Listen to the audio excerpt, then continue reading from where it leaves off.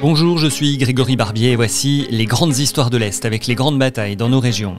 Aujourd'hui, 1521, le chevalier Bayard défend Mézières. Si je vous dis 1515, Marignan, évidemment, l'interro était facile, mais la bataille et la paix qui a suivi ne sont plus désormais que de lointains souvenirs. Nous sommes en 1520, la tension s'est de nouveau installée entre les grands dirigeants d'Europe.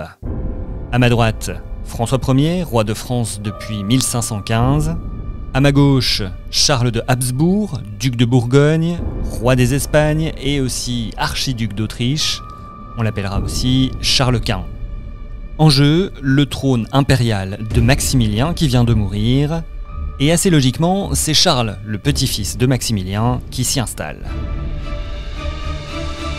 Dès lors, la rivalité entre les deux hommes est permanente. François Ier veut poursuivre la politique de ses prédécesseurs. Charles VIII et Louis XII avaient commencé à conquérir la péninsule italienne. Le nouveau roi veut désormais Naples et Milan.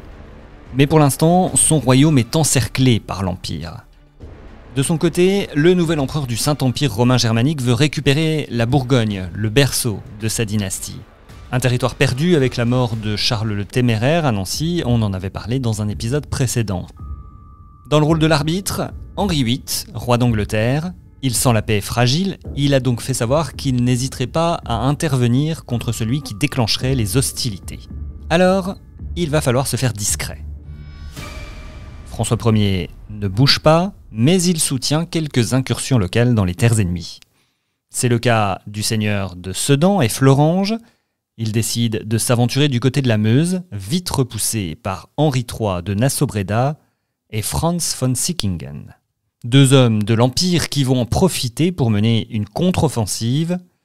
Ils s'emparent de plusieurs cités dont Tournai dans l'actuelle Belgique. Ils font désormais route vers Mézières.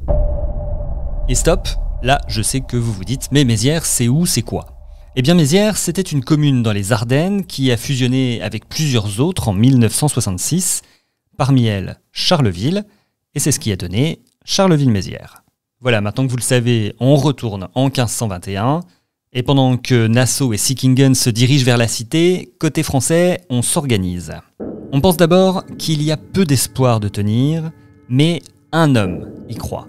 Pierre Terrail, seigneur de Bayard, est envoyé en inspection. Il pense qu'en étant dans la cité, il pourra la garder. Et ça suffit à François Ier pour le nommer aussitôt lieutenant général.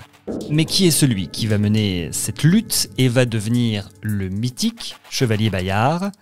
Alors déjà, Bayard, c'est le nom du château où est né Pierre Terrail en 1475 ou 1476.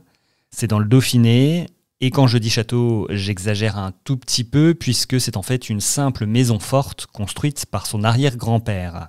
La famille est noble, mais le domaine est minuscule et les finances ne sont pas au beau fixe. Le futur chevalier est l'aîné d'une fratrie de 8 enfants, il est élevé avec un grand sens de l'honneur. Après quelques années d'études, Pierre Terrail devient page à la cour de Charles Ier de Savoie et il gravit ensuite les échelons malgré son jeune âge.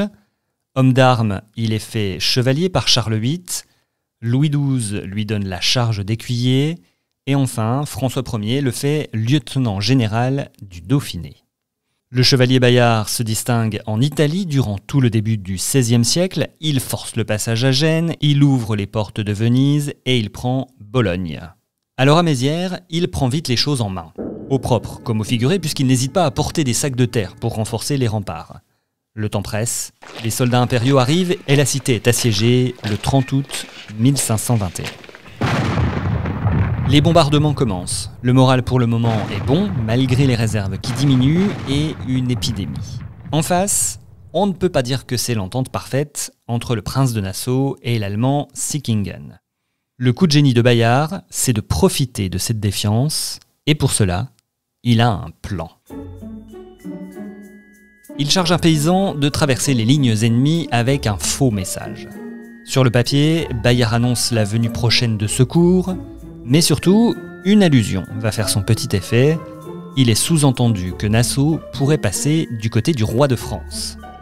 Le plan se déroule comme prévu, le paysan est capturé, le message est lu par les hommes de Sickingen, La confiance est désormais rompue entre les deux alliés de l'Empire, malgré les dénégations de Nassau. Plus question de coopérer, un conflit éclate. Alors comme toujours, c'est une jolie histoire, trop peut-être pour certains historiens. Une ruse d'Anne de Montmorency qui était venue aider Bayard aurait peut-être également sauvé les Français. Quoi qu'il en soit, le 26 septembre 1521, Mézières est dégagée, la cité a vaillamment résisté durant 4 semaines de siège. C'était les grandes batailles dans la série Les Grandes Histoires de l'Est. Retrouvez-nous sur toutes les plateformes, mais aussi sur les sites et applis de l'Est républicain, du Républicain Lorrain et de Vosges Matin. Dans l'article associé, on ajoute des cartes et des images pour mieux comprendre. À bientôt pour une autre bataille historique.